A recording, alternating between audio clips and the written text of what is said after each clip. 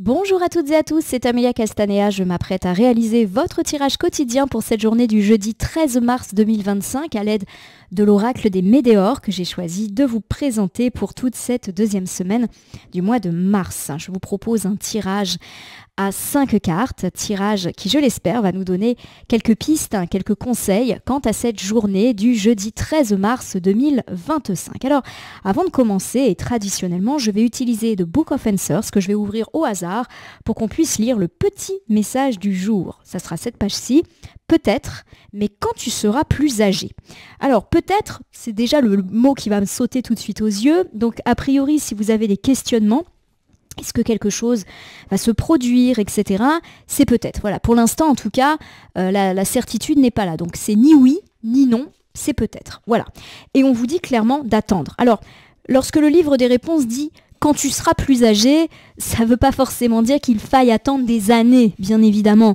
C'est plus dans l'idée que c'est pas pour tout de suite et qu'il faut faire preuve de patience. Donc, si là, en ce moment, vous êtes dans l'attente de quelque chose, ou que vous avez une idée de projet, vous posez des choses, c'est pas pour tout de suite. C'est pas un oui, c'est pas un non, c'est un peut-être, et un peut-être qui n'attend qu'à se décanter.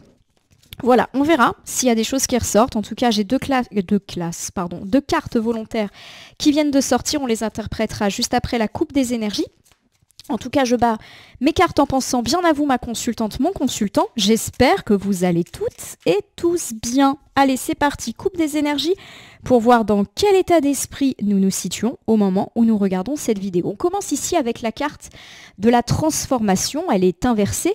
La carte de la transformation, lorsqu'elle est inversée, elle me parle de quelque chose qui ne bouge pas, quelque chose qui stagne ou un changement qui tarde un petit peu à venir. Alors, du coup, on peut effectivement le relier à notre livre des réponses qui nous dit « Attends, c'est pas pour tout de suite, c'est pour plus tard. » Voilà, alors ça peut être tout et n'importe quoi, cette stagnation. Ça peut être une relation qui est au point mort, ça peut être un projet qui est au point mort. Voilà, on est dans le domaine privé, matériel, professionnel. Hein. Généralement, la première idée qu'on a, c'est la bonne. Derrière ça, j'ai l'ex-partenaire qui est inversé. Alors l'ex-partenaire, forcément, il va en premier lieu nous faire penser à l'ex-amoureux ou l'ex-amoureuse. Mais pas que. Il peut également s'agir d'anciennes personnes avec lesquelles nous étions en lien. Ça peut être par exemple un ancien ou une ancienne collègue. Ça peut me parler d'une personne qui s'est éloignée, personne de la famille, personne des amis. Bref, l'ex n'est pas que l'ex-amoureux en cartomancie. Ici, la carte, elle est inversée. Ça veut dire qu'on me parle du retour d'une personne du passé. Alors peut-être qu'on s'était fâché avec cette personne ou que la vie nous avait éloignés, par exemple un collègue qui mute, un voisin qui déménage, peu importe, il y a quelqu'un qui peut revenir. Alors si je remets ces deux cartes bout à bout, on me parle effectivement du retour possible d'une personne, mais pas tout de suite, donc pas forcément pour aujourd'hui, parce qu'il y a quelque chose qui stagne ou qui est bloqué. Alors ça peut me parler par exemple du fait que cette personne est bloquée, n'ose peut-être pas vous contacter ou revenir vers vous. Je pense par exemple à un ex ou une ex, si bien évidemment c'est dans vos projets. Ça peut également me parler d'un ami ou d'un membre de la famille qui n'ose pas revenir vers vous, peut-être parce qu'il y a eu conflit, peut-être parce que il ou elle a un petit peu laissé tomber votre personne et que du coup c'est toujours difficile d'essayer de reprendre contact. Voilà, ça me fait penser à ça. Par exemple, si on parle d'un retour d'un collègue, c'est peut-être un collègue qui est soumis à des décisions de mutation, donc il y a quelque chose qui stagne. Voilà, peut-être le retour de quelqu'un, pas tout de suite, mais il y a quelque chose qui stagne ou qui est bloqué. Alors à côté de ça, j'ai deux cartes volontaires qui vont nous en dire un petit peu plus sur notre tirage. On a quand même la paix intérieure. La paix intérieure, c'est une carte de résolution de conflits, c'est une carte d'apaisement. C'est une carte extrêmement positive, bien évidemment. Et derrière ça, j'ai la réconciliation, mais qui est inversée. Alors la réconciliation, lorsqu'elle est inversée, vous l'aurez compris, elle me parle de dispute ou en tout cas de réconciliation difficile et ou de dégradation des rapports. Alors si je remets tout bout à bout, parce que là on a pas mal de thématiques, même si on retombe toujours plus ou moins sur nos pattes. On nous a dit qu'il y avait quelque chose qui stagnait et pourquoi pas effectivement le retour ou la réconciliation possible avec un ex, une ex, un membre de la famille ou cercle amical amical avec lequel il y a peut-être eu des conflits, hein, la notion de conflit semble être un petit peu plus présente. Ça peut être également le retour d'un ancien partenaire de travail, d'un ancien collaborateur, voilà, quelqu'un avec qui on a eu un lien plus ou moins privé, plus ou moins tendu. On me parle du fait qu'on était en paix avec ça. Ça veut dire que pour moi, vous pensiez que vous étiez tranquille avec cette personne et il y a eu effectivement pour moi le motif de séparation ou en tout cas d'éloignement, c'est la dispute. Voilà. Alors, il peut y avoir effectivement aujourd'hui retour d'une personne. Alors, on perçoit quand même un retour positif qui fait plaisir ou qui n'est pas là pour vous faire de la peine, qui peut vous mettre en joie, mais on sent voilà, que c'est un petit peu compliqué, c'est pas pour tout de suite. Est-ce qu'il n'y a pas de la dispute? Alors ça peut être un ex ou une ex qui revient vers vous après s'être disputé avec le partenaire actuel, c'est possible. Ça peut être un ami, un membre de la famille qui revient vers vous après une dispute et qui essaye un peu de réconcilier, mais c'est pas facile de savoir comment on fait. Il ou elle est un petit peu bloqué. Ça peut être par exemple un ancien collègue qui aimerait bien réintégrer votre bureau, votre service, mais il y a des problématiques de démarche qui font que c'est un peu le bazar. Voilà, on est un petit peu dans ces thématiques-là. Vous me direz si ça vous parle. Allez, je prends une carte, je la dépose face cachée devant vous, je vais la retourner, la nommer, l'interpréter et la recouvrir de façon à ce qu'on ait un tirage à 5 cartes pour savoir ce que nous réserve cette journée du jeudi 13 mars 2025. Voici magnifique, la carte de l'ex. Alors, ça tombe bien puisque clairement j'ai rebrassé les cartes. D'ailleurs, vous voyez que la carte cette fois-ci, elle est à l'endroit. Alors, je rappelle que l'ex-partenaire peut nous parler de l'ex-petit ami, d'un ancien collaborateur, d'un ancien partenaire, bref, d'une personne avec qui on formait un duo, peu importe l'endroit où on formait ce duo. Une personne qui s'est éloignée de nous. Bon, c'est confirmé, on peut avoir des nouvelles de cette personne. Alors, ça peut être des nouvelles directes, hein, une personne qui vous envoie un texto, un mail, ou qui vient vous voir, ou qui parle de vous à quelqu'un, et quelqu'un vient vous dire, tiens, un tel m'a demandé des nouvelles, ou alors une personne qui vient vous dire, tiens, je vais te donner des nouvelles de telle personne du passé. On recouvre avec ici, l'événement proche. L'événement proche est une carte de temporalité. Elle est ici à l'envers. Alors l'événement proche, lorsqu'il est à l'envers, me parle effectivement de quelque chose qui va se passer assez prochainement. Hein. C'est une question d'heures, de jours peut-être. On parle en tout cas de quelque chose qui est bouleversant. Bouleversant ne veut pas dire négatif. Hein. Il y a un petit peu cette idée que peut-être vous allez tomber des nues. Vous n'allez pas vous en remettre de savoir que cette personne peut-être essaie de vous recontacter ou vous recontacte clairement. Voilà, il y a quelque chose de cet ordre d'idée-là. Surprise qui des fois coupe le souffle. Or ça peut être aussi une mauvaise surprise, si c'est une personne que vous n'avez pas envie de revoir, c'est sûr que c'est jamais très agréable. Alors j'ai l'être aimé. L'être aimé est ici inversé. Bon, a priori, grosse tendance sur le retour d'un ancien ou d'une ancienne partenaire amoureuse, hein, puisque l'être aimé, vous l'aurez compris, lorsqu'il est à l'envers, peut tout à fait me parler d'une personne que l'on a perdue et que l'on aimait. Alors oui, ça peut être un ex ou une ex-amoureuse, mais aussi une personne que l'on aimait très fort dans la sphère amicale ou familiale.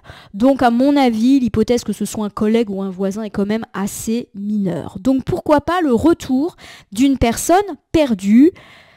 Peu importe, c'est vrai que la question d'un conflit est là. Il y a l'idée de surprise. Hein. À mon avis, vous n'attendez pas forcément ce retour. Peu importe la manière dont ce retour soit fait. Des fois, le retour, c'est juste recevoir un texto ou avoir des nouvelles. Hein. C'est vraiment pas forcément un retour physique. Nous terminons ici avec la réharmonisation des 7 chakras. Enfin, j'ai dit on termine, mais il y a encore une carte derrière. La réharmonisation des 7 chakras, c'est une belle carte. Elle nous parle d'harmonie, elle nous parle d'équilibre. Elle nous parle aussi de justice. Donc il y a effectivement l'idée d'une surprise qui peut un petit peu vous couper l'herbe sous le pied de ce retour d'être aimé, ex, ami, famille, hein, quelqu'un qu'on a aimé, en tout cas pour lequel ou laquelle on a eu beaucoup d'affection.